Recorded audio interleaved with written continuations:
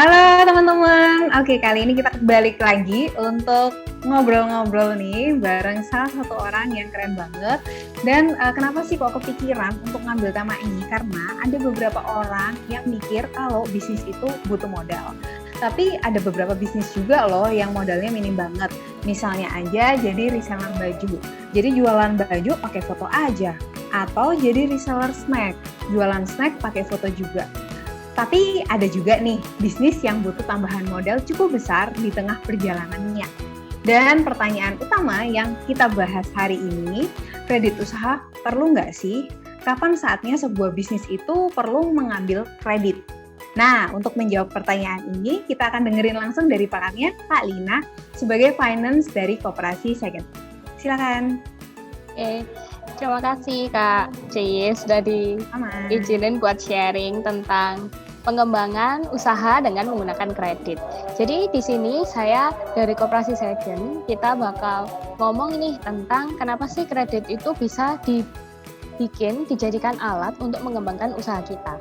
Koperasi kita sendiri itu berfokus pada 3 hal, yaitu layanan simpan pinjam, pengembangan sumber daya manusia, dan juga pengembangan IT.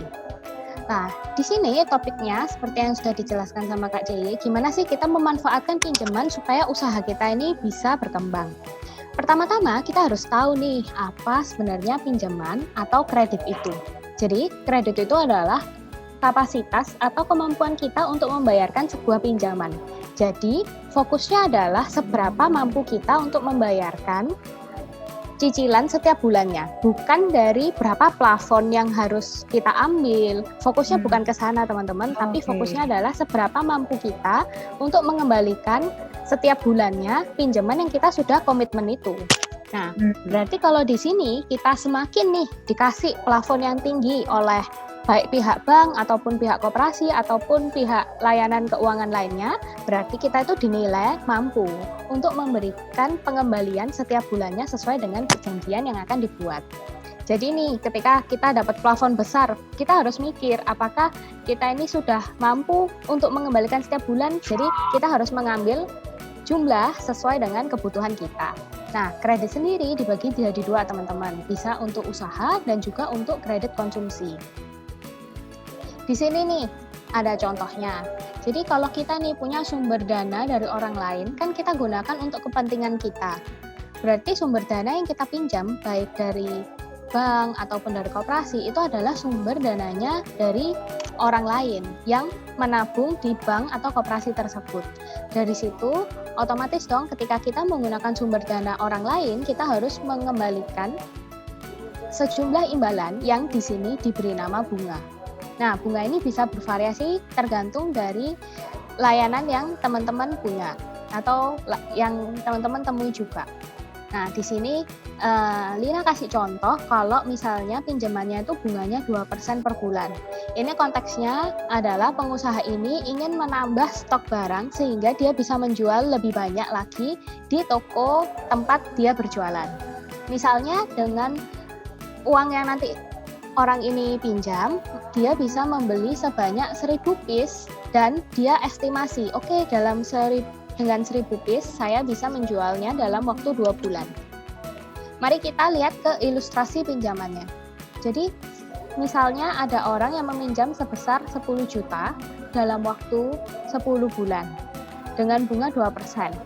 Berarti pokok pinjaman yang harus dikembalikan setiap bulan adalah 1 juta dan bunganya 200.000. Sehingga total pinjaman yang akan dikembalikan adalah 1.200.000. Dengan uang 10 juta tersebut, kita bisa membeli, pemilik toko ini bisa membeli sebesar 1000 barang dengan harga 10.000 per barangnya. Dan dari pembelian inventory tersebut atau pembelian stok itu, pemilik usaha bisa mendapatkan keuntungan sebesar 30% untuk setiap barang. Lumayan kan teman-teman, kelihatannya besar nih keuntungannya, 30% gitu. Tapi kita harus lihat nih di laporan keuangannya, kira-kira bisa nggak sih kita mengembalikan sejumlah cicilan 1.200.000 tadi dengan kita memiliki keuntungan 30% dari setiap barang yang bisa kita jual. Oke. Optimisnya adalah 1000 barang setiap bulannya bisa terjual 500. Jadi dalam 2 bulan akan habis stok yang dibeli dengan pinjaman tadi. Maka kalau kita lihat ya di sini penjualannya 13.000, terus kita punya 500 piece nih terjual setiap bulan. Maka ada 6,5 juta masuk. Lalu harga belinya 10.000, maka ada 5 juta yang kita sebut sebagai harga pokok penjualan. Sehingga kita dapat nih pendapatan kotornya 1.500.000. Dari situ kita membayarkan cicilannya 1.200.000. Berarti kalau lihat dari ilustrasi bulan pertama, walaupun barang belum terjual 100%, kita sudah mampu untuk membayarkan cicilan yang kita sudah sepakati dengan pihak layanan jasa keuangan tersebut. Kita ngomong dengan ilustrasi penjualan yang lebih besar ya teman-teman.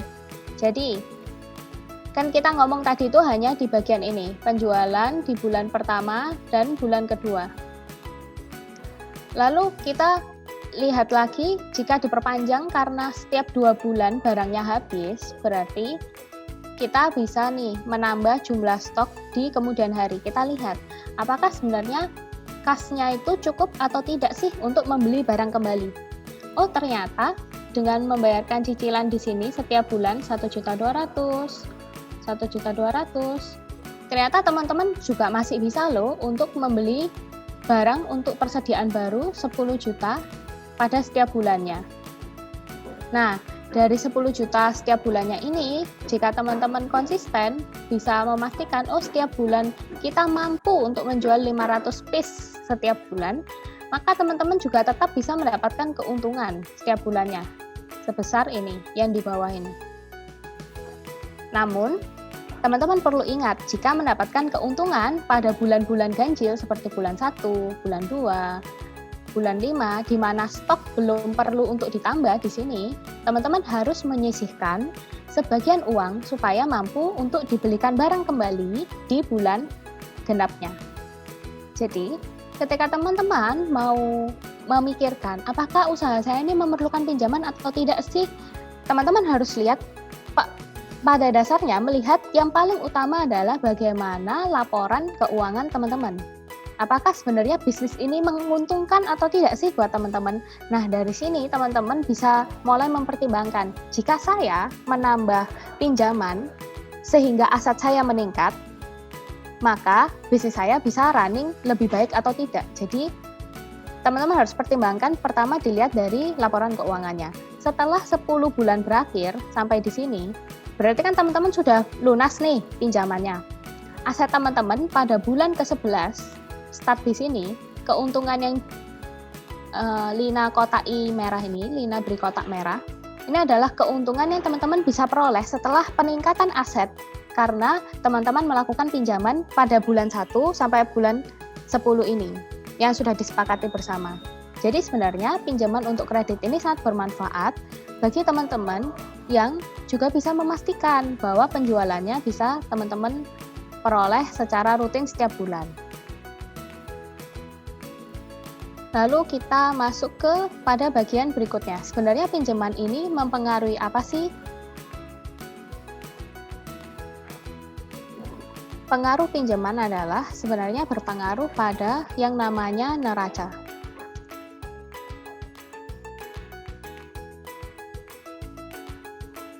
Jadi, kalau teman-teman melakukan yang namanya pinjaman, neraca dari teman-teman ini bertambah di sini, yang kita beri nama utang. Utang ini juga kata lainnya adalah kewajiban. Jadi, kita wajib untuk mengembalikan apa yang kita pinjam kepada orang yang sudah kita deal bersama tadi itu. Nah, ketika utang ini sudah tertransfer sebagai aset sepenuhnya, maka keuntungan pada penjualan di bulan 11 sampai bulan 11 sampai bulan seterusnya setelah cicilannya teman-teman lunas itu akan jadi sepenuhnya keuntungan dari punya usaha teman-teman. Jadi ini akan menjadi keuntungan real setelah kredit ini selesai. Dari situ aset bertambah, maka utang ini jika berhasil dilunasi sepenuhnya aset sama dengan modal. Jadi pengaruhnya pada bisnis adalah adanya pertambahan di bagian kewajiban atau utang ini. Kenapa sih posisi neraca itu aset, lalu utang itu di atas, di bawah baru modal?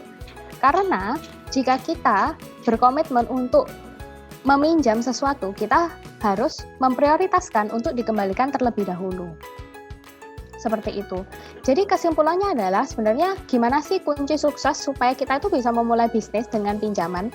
Kita harus pastikan yang pertama adalah kita selalu bisa mencapai target penjualan. Ketika kita sudah bisa mencapai target penjualan, maka kita juga harus sesuaikan kemampuan cicilan dengan jumlah cicilan yang kita komitmen tadi. Itu harus ketemu. Supaya jumlah cicilan yang kita harus bayarkan setiap bulan itu tidak lebih besar dengan target penjualan ini tadi. Jadi harus yang kita capai lebih besar sehingga kita bisa mencicil. Lalu yang ketiga adalah lihat arus kasnya setiap bulan. Berapa sih uang yang masuk dari bisnis kita? Lalu yang keempat adalah, ini yang paling penting, jangan pernah kita mencampurkan keuangan pribadi kita dengan keuangan usaha. Karena jika keuangan pribadi dengan keuangan usaha tercampur, kita nggak tahu nih utang kita ini sebenarnya kita pakai untuk konsumsi atau kita pakai untuk bisnis. Kalau kita pakai untuk bisnis, maka aset di bisnis kita ini bertambah. Tetapi kalau kita pakai untuk konsumsi, sebenarnya aset kita ini jadi nggak bertambah karena ini masuk di bagian biaya untuk kehidupan, kayak gitu teman-teman. Lalu gimana sih cara untuk memulai usaha di tengah pandemi yang seperti saat ini? Pertama teman-teman bisa mulai nih dengan berjualan dengan sistem pre-order. Sistem pre-order ini jelas sistem yang paling menyenangkan karena di order dulu baru kita buatkan pesanannya. Jadi kita nggak perlu mikirin yang namanya aset, kita nggak perlu mikirin stok, kayak gitu. Lalu kita juga harus pisahkan uang belanja pribadi dengan usaha. Jadi kita bisa melakukan tracking terhadap pengeluaran di usaha kita. Lalu yang terakhir adalah jika pendapatan kita sudah meningkat dan stabil dan kita ingin meningkatkan penjualan kita lagi, dan kita mulai ini ingin berkomitmen untuk membangun aset usaha kita boleh memikirkan pinjaman sebagai batu loncatan supaya usaha kita lebih cepat besar. Oke, menarik banget nih penjelasannya dan ilustrasinya tuh mudah untuk dicerna. Jadi nggak bingung lagi kapan kita sih perlu nggak sih untuk ngambil kredit usaha atau enggak. Berarti kan baik lagi ya, itu untuk melihat kemampuan kita, apakah kita bisa mencapai itu, bisa membayar cicilannya atau tidak. Terus ada pertanyaan lagi nih Kalina. Nah pertanyaannya untuk kredit usaha itu persyaratannya apa aja sih kalau di Koperasi Segen ini? Nah untuk kredit usaha ini, kalau di Koperasi Segen ini persyaratannya itu ada, kita juga ada nih ngisi form dulu. Pertama-tama kalau ada anggota yang mau melakukan pinjaman itu harus berkomitmen untuk menjadi anggota koperasi.